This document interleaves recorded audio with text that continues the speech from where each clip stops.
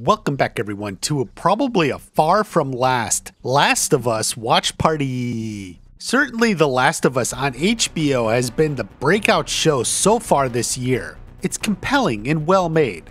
The visuals and imagery of this post-apocalyptic world are some of the best you've seen and really make the show unique to everything else that's going on at the moment. The growing bond between Ellie and Joel, despite getting sidetracked a few times, is the other compelling draw week to week. But man oh man, are there some things on this show that just don't make sense. Now, I made a previous video talking about some of that, which especially focused on world building. Basically, I noted this team gets so many of the big things right while totally whiffing on the small stuff. Now, I certainly got a barrage of helpful comments from people telling me it only doesn't make sense because they didn't explain it properly. For example, in the show, despite 20 years post-collapse, all the characters seem to have infinity supplies. You see, in the game they had infinity supplies, so it makes perfect sense the characters in the TV show do as well. Honestly, I think some of these problems probably trace back to the source material. Anyway, let's go on. What other random things in this show make zero sense? Let's start with the older Indian couple at the beginning episode 6. Yeah, it's a good scene. I like how we follow the older man, Marlon, as he comes back to his wife, Florence, and Joel and Ellie are already there. But there's a question that needs to be asked. Isn't this woman, isn't she kinda fat? Or rather, really fat? Remember, 20 years into the apocalypse, and it's clearly established this couple only eats what they catch or maybe grow. Look at her. How many calories a day does she eat to maintain that size? Is this some attempt at the body positivity movement? Hey, even after civilization collapses, people will still be extremely large, just like you. Uh-oh, here's a comment incoming. Dear Mr. Watch Party, I LOL at your video, as it's the dumbest thing I have ever seen. If you had played the game, you would know that their cabin was right next to a former Twinkies factory. They had enough Twinkies for 40 years. It's in the game. Plus, since Twinkies are loaded with preservatives, they can still be eaten for decades. Twinkies last forever. So you're both dumb and ignorant, typical you. Moving on. Okay, so this little village managed to get the dam working again. That's good enough. You can buy that. But what kind of amazed me is not that they were generating power, but that they were using so many freaking lights in the middle of the day. Do they really need that many lights? How long do these light bulbs last? Honestly, if you're using this many lights most of the day, then every day or two, a couple are going to be burnt out.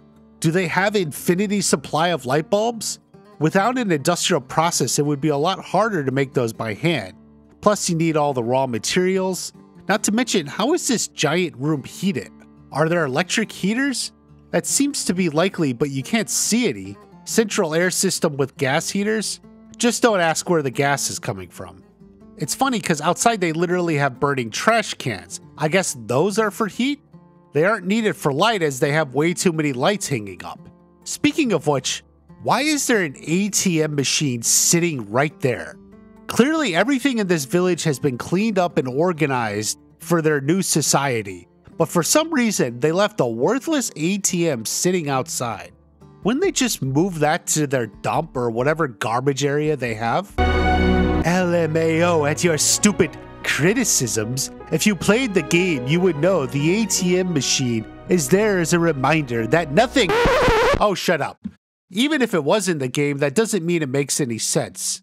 I tend to think there was plenty in the game that also didn't make sense, but people just ignored it. Okay, going back to the idea of infinity supplies, because you know they have everything they need. This thing. I like to imagine there are a limited number of these, so they have to reuse them and share them. This probably belonged to another woman who no longer needed it because she hit menopause. Now Ellie has it. Gross. Hey, don't look at me. Waste not. Reuse everything. That is what the commune is all about. Obviously, the real point of all this excess is to show off how wonderful communism is. The show goes out of its way to make a point of that. You must understand the communists who make this stuff go giddy over scenes like this. It's actually extra special for them because the make-believe world of TV land is the only place where they can see all this stuff work. Although I admit for communists they do seem to enforce strong border protection, they're straight up ready to kill anyone who wanders in uninvited. Hardcore. And while we're talking about menopause, exactly how old is Maria? She's gotta be pretty old for being pregnant. The actress is 45, which is probably what you would think the character is.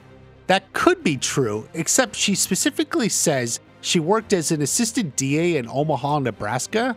Well, that would mean she needed to go to college and then law school, get hired as a prosecutor for the DA's office, and then get promoted to an assistant DA?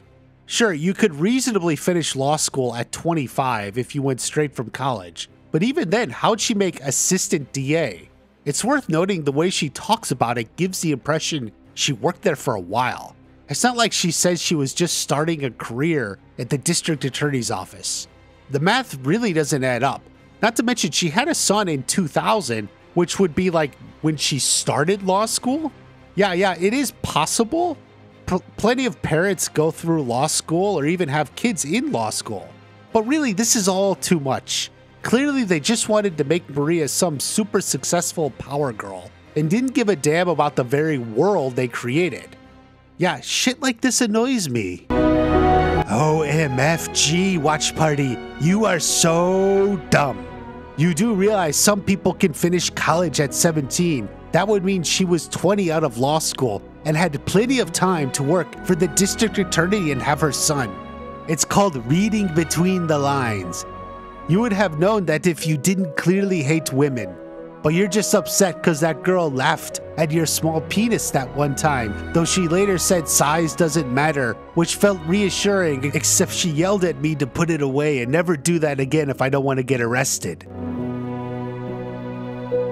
Okay, I want to switch gears slightly here. This is more philosophical. Do you think kids in this world would appreciate watching old movies? I'm not really sure. It's not just that it's a world completely different from our own. We already watch movies and shows about worlds completely different from our own. Except for them, it represents a world, a real world that they don't have. It's something that was lost. It's not anyone's fault, but it was lost nonetheless. This could feel anger, regret, resentment, sadness. It's really reflected in the scene where Ellie asks Joel if this is all people had to worry about. The simple stuff. While the movie isn't what prompted Ellie asking that, I tend to think other kids would ask and wonder the same thing. By the way, is there any sort of explanation for how Ellie overheard Joel and Tommy? Like, she followed Tommy, you get that, but it's not clear how she heard anything they said. Is this part of the magic of living in a commune or something? You can just listen in via telepathy? And how did Ellie get her gun back? They made a point of her asking about it, but it's never shown or implied. Like, she's packed here and Tommy comes for her, but he doesn't give her the gun or anything. Why bring it up earlier? It just creates confusion. Also, Joel got the long rifle, but he didn't get any bullets. Am I the only person who cares about this thing?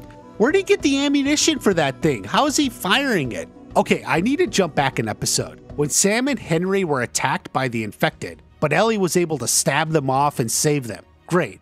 But isn't there some sort of standard procedure that if someone is attacked by an infected, they would check for any bites or wounds? Like, they just assumed they were all right. I feel like that would be survival 101.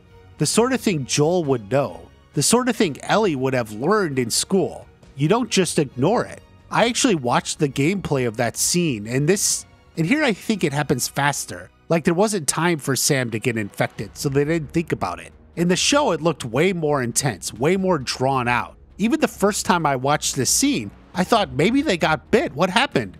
But apparently the characters who live in this world never considered it. Yeah, whatever. Okay, I have one more. You see this? You remember? Ellie writing on the pad? Except what the F? To be clear, this is how you hold a pencil. Since Ellie is so well read and learned reading and writing in school, you would think she would have learned how to hold a pencil in school. Is this some weird post-apocalypse grip where she never learned how to properly do it? Okay, wait. Hold on a second. Maybe we need to compare this to Bella Ramsey actually holding a pen. Luckily, I found some shots of her signing autographs. Ha, okay, I guess it's nothing to do with Ellie. This is apparently how Bella Ramsey holds a pen for writing. How she learned that, I have no idea. Speaking of which, look at her use a fork. Too much of a grip. She seems to have this thing where she just grabs something and holds it tight with her hand. That all apparently translates to her character in show. Whatever. Okay, I guess I answered that question myself. Like I said, I enjoy the show, but the greatness is always in the details. This show, more than any other show I can think of, gets all the big stuff right and just collapses on the details. I tend to think attitudes like that can catch up to you if you're a creator. I guess we'll have to see what comes of this show. Have a great day. I'll see you at the next watch party.